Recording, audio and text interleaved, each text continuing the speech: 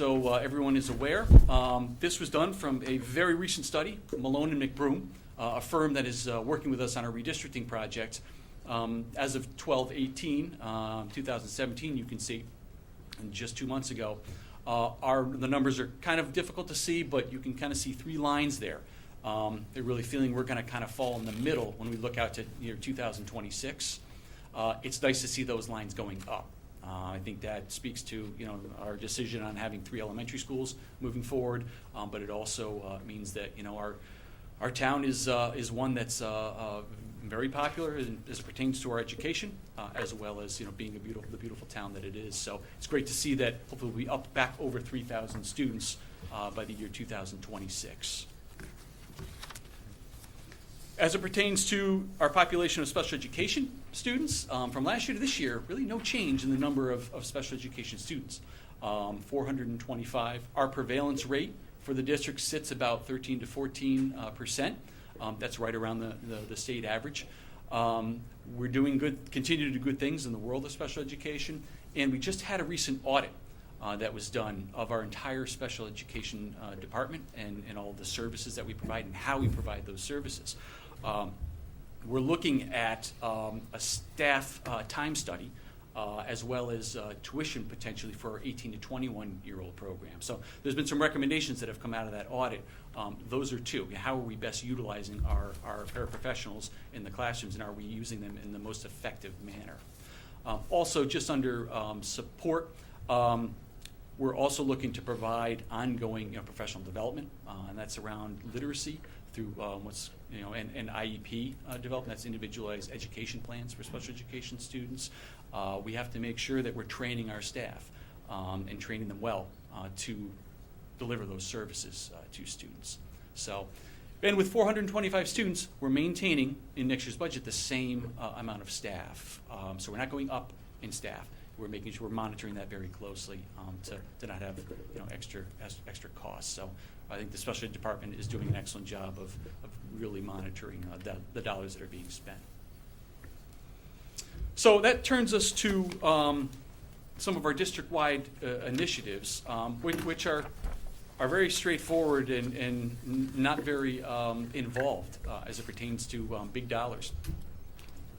I'll start off with just taking a peek at social workers and a school psychologist, and that's what I'm going to discuss as our request as part of this budget. But I'll take you back to those 3 goals of our long-range plan, and that 3rd goal, well, here it is right here, student-centered learning. This is our focus. It's a measurable outcome we're looking for in identifying the social and emotional needs of our students and determining the better supports needed to develop them as lifelong learners and lifelong individuals.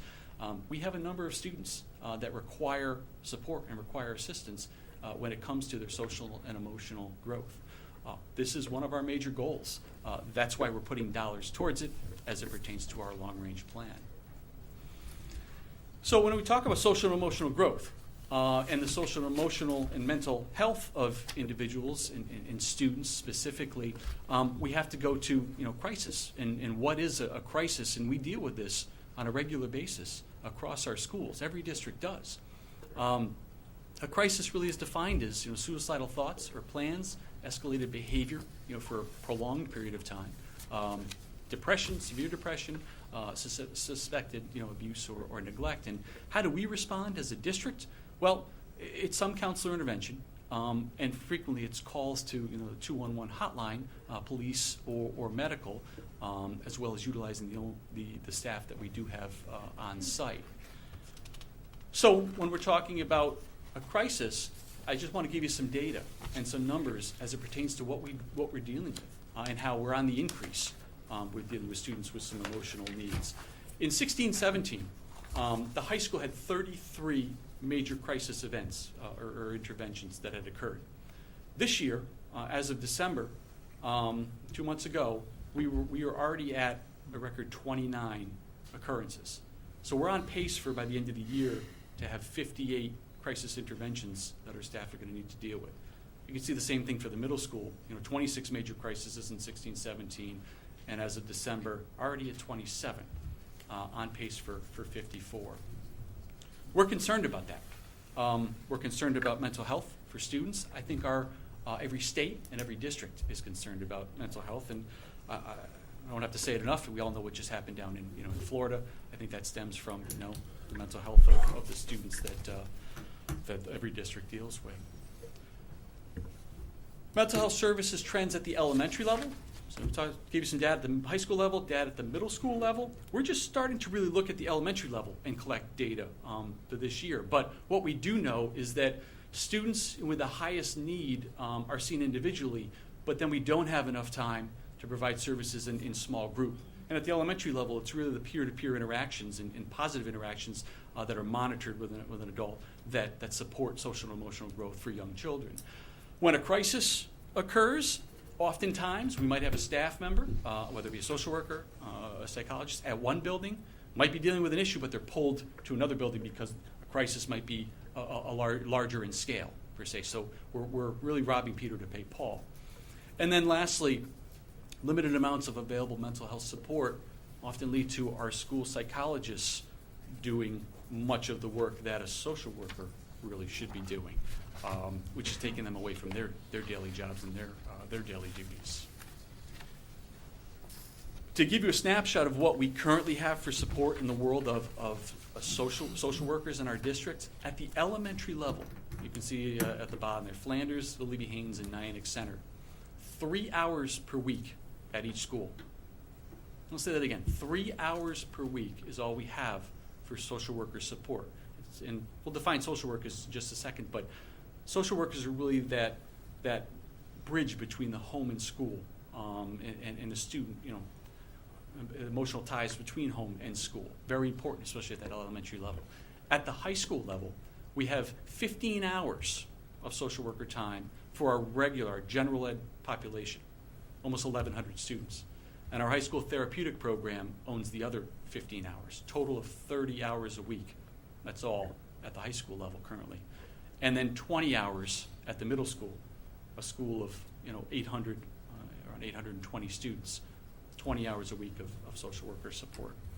So we're very weak in those areas, and that's why it's one of our goals and what we're doing to try and address that. A few more statistics for you. When we compare ourselves against our DIRG, our district reference group, and other districts of our statute, this is kind of a staggering number. When you compare students to the professional ratio of adults, of social workers, we more than double almost every other district in the ratio of students to social worker support. 1,854 students to one social worker as we look at it across the district with what we currently have for support.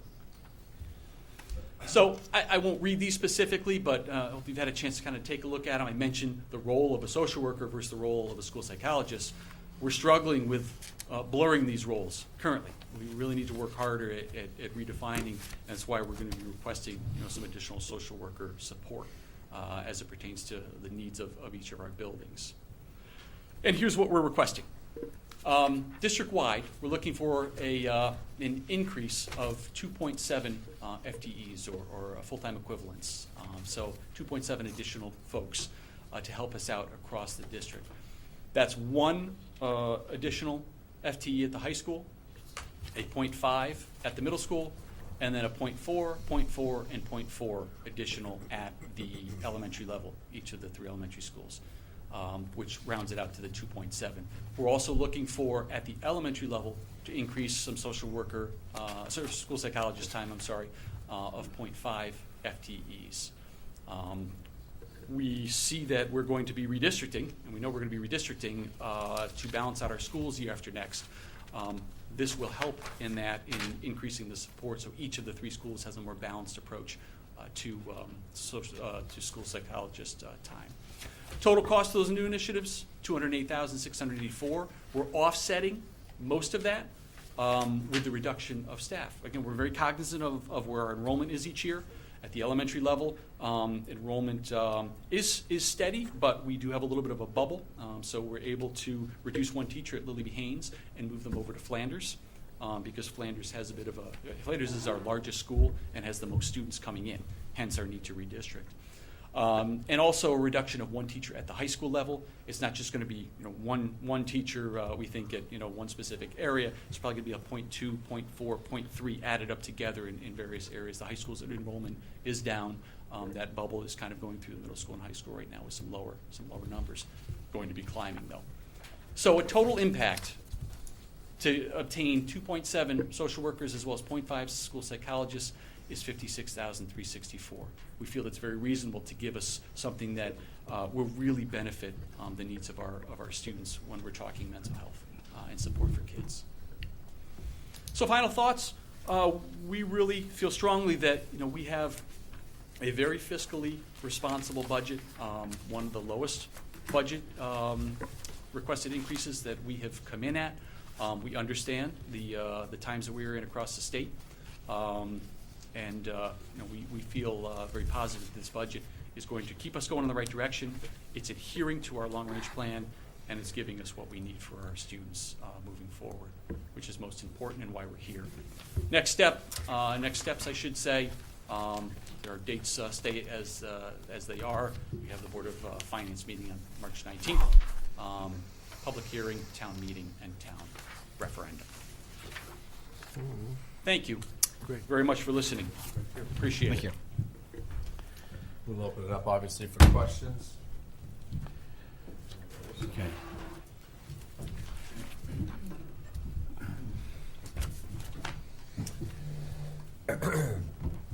Anyone like to ask questions? Mr. Bagel, you were looking like you did. Yeah. Jeff, your FY 2018 adopted budget at 2.38%, was that before the reduction in the state funding, or was that? Yes. Yeah, that we didn't put any, not knowing what's going to be happening with ECS dollars. It's been a railroad up and down. We did not factor or calculate that into. So your actual budget after you had to give back to the town was less than the 2.38? Was less than the 2.38, yes. What was that? Do you, any idea roughly? Was it 2.18, 2 point? No, it was a little bit lower than that. It was in the mid, I want to say maybe 1.5, somewhere Okay. around there. Because it was about $500,000, yeah, $500,000. Yeah, so. Don't have a comment, but a question, but a comment. I'd like to commend your staff and the Board of Education of really focusing in on the mental health and well-being of our students. It is, it's an area of great concern. Didn't exist to this extent necessarily 20 or 30 years ago, but we need to do more than just teach our kids math and arithmetic. We need to teach them social skills and coping skills to be able to deal with mental health issues, whether it's an acute event or whether it's a lifelong illness. So I'd like to commend you all for focusing on that this year, and a $56,000 increase for those services. It's dollars well spent. Thank you. Thank you. Any other comments? Yeah, Necessary? Jeff, Salem is sort of a source of revenue with the students, and I It know is. at one time we were, actually when I was on the board, we were actually worried because we're getting to the point where they're going to go past what we can really accept from them. They're going to hit that. I understand that's not the case anymore. Their enrollment, I think, is decreasing, and how many? And I know that there'll probably be a decrease in revenue from that source next year. Do you have any idea roughly where that's going to be? We do. In that budget book, did you all get a? Yes. There's a revenue page in there that outlines Salem. Yes, Salem's numbers are down for next year. 180,000? But Is that they, the number? Deduction. yeah, 181,945 for next year.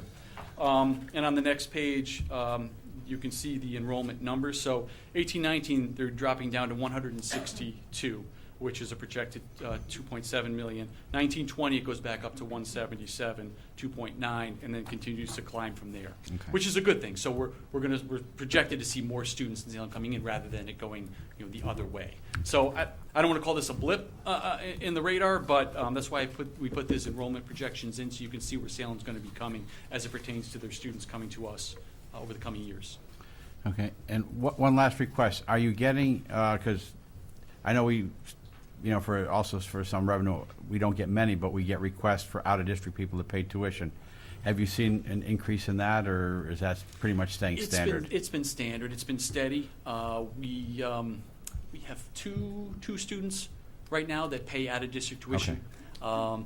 16,000 roughly. But we are trying to promote our Coastal Connections program. We've had some bites. We've had, I think, 4 visitors over the course of this year. They haven't made Coastal Connections their final choice for a school, outplay students from other districts, but they're visiting. So we're trying to promote that program much more because that's going to generate quite a bit of revenue as well, over $20,000 per student. So we're working at it. Okay. That's for sure. All right, that's it. Mr. Cunningham, anything? Just, you mentioned zero-based budgeting. For how many years have you been implementing zero-based budgeting? This is the second year. We started doing that last year. We tried to, and we are still, I think after next year's, this budget, next year's budget, we are really going to have a complete handle on all of our actuals. We're still kind of moving some things around line item wise to make sure they're in the right location. But the zero-based budgeting helps with that because we're building, the school's built from the bottom up. So it's not, teachers just looking and administrators looking and saying, okay, here's last year's budget, let's just roll it over, sort of thing, we're good. No, it's go into the closets, see what you need, and start there. And check with your neighbor to see what your neighbor has or need or might not have, and teams build from there. So I noticed, in looking at the budget history, the differential between the superintendent's budget and the Board of Education budget, they were identical in 2018 and 2019, but there was a disparity in 16 and 17. Would you attribute that to the implementation of the zero-based budgeting and aligning I think those two so. budgets? I think so, absolutely. Yeah. I think that we are working very hard with the Board of Ed and working well with the Board of Education on really having a clear and transparent budget, so they're understanding where our numbers are. So I think that's why you're kind of seeing that alignment. That trend? Yes, and that better continue moving forward. We're going to Yeah. make sure it does. No, that's good. That's all I have in mind. Thank you. Thank you, Mr. Kennedy. Great. Well, Mr. Newton, the Board of Ed made a very wise move when they hired you. You're a gem. You came in at a very, very, very difficult time when we were struggling with the decision on what to do with our elementary schools, and you came in right at the heat of the battle. You also came in with budgets that were that needed trimming, and going to this way of budgeting is builds confidence. It feels like it builds integrity in your budget. I'm going to recommend when we get to the place where we do deliberations and recommend that we pass this forward to the Board of Finance untouched. I'll also stand in solidarity with your adding to the mental health issue at our schools. Our town doesn't do a good job of that. It's just not part of the history of this town or the makeup of this town. I'm speaking to the choir. The Board of Education are here tonight. Many members. In some towns, neighboring towns, Waterford and Old Lyme, the town has a youth services-based, mental health support system. We don't do that in this town. We just never supported, never could figure out how to do it. Kind of relied on the schools a little bit, and we relied on private, parents doing the right thing when it was needed. This is important, especially with the headlines we read and what's going on in the world, but it's needed anyway. Because based on your statistics, one for 1,800 kids or something. Thank you for doing that. Again, I'll stand in solidarity and in strong support through the budget process, no matter whatever happens to all the other line items. I can't control that, but my gosh, I'll have the pitchfork in my hand too. We do need to fight for that. We need to bolster our support systems in the school. And thank you for doing that and having the courage to do that. Thank you for making the presentation tonight. Thank you. Appreciate your questions. We're good? We're good. Okay. Thanks. Thank you all, the Board of Ed, for coming out and supporting your leaders here. and all the work you do throughout the year. It's not easy work. We're going to have discussion and possible action of the building fees. We had a public hearing this evening. We are rescinding a decision we made back in about 2 years ago, where we added fees to be paid for projects over $2 million, and this suggestion is to rescind that since the school project is coming in significantly above that, and we would not be eligible for state reimbursement fees, which we had originally thought based on a different scenario. So we do not want to put a burden onto the taxpayers of this town to have to pay itself about $300,000 in fees, or maybe more, With interest. and then bond that over 20 years with interest, which would have been significantly more money, and of course added to the cost of the project. Will there be extra burden to our operating fund when these schools are our operating fund, because the building inspectors are going to have their work cut out for them? Yes, and we're going to have to find money in the budget to do that. But we're not going to we shouldn't do it on the backs of the taxpayers paying an interest rate on that. So that's why we had a public hearing tonight to amend and go back to no permit fee shall be payable for any work to be done by or for the town. Resolved that the ordinance prescribing fees for building and demolition permits is amended as follows. A, Section 4 of the above entitled ordinance as amended on January 20, 2016 is deleted, and the following is substituted in its place instead. 4, no permit fee shall be payable for any work to be done by or for the town. B, all provisions of the above entitled ordinance shall remain in full force and effect. The foregoing amendment shall be effective 10 days after publication of its notice of its adoption. A publication of notice of its adoption. I need a second. Second? I'll second. For a second, we can leave this up for discussion now? Any discussion? Minor one. Sure. All other provisions, I'd like to amend the motion. Kevin didn't mention the word other, he said all provisions. Oh, okay, I'll agree to the mention to that. I'll make that a friendly amendment. Okay. Any other comments? Okay, all in favor say aye. Aye. Any opposed? Any abstained? There's 2 appointments this evening.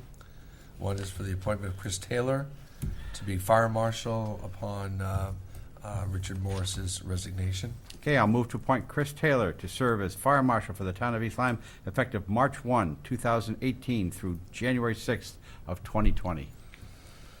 I'll second that. Any comments?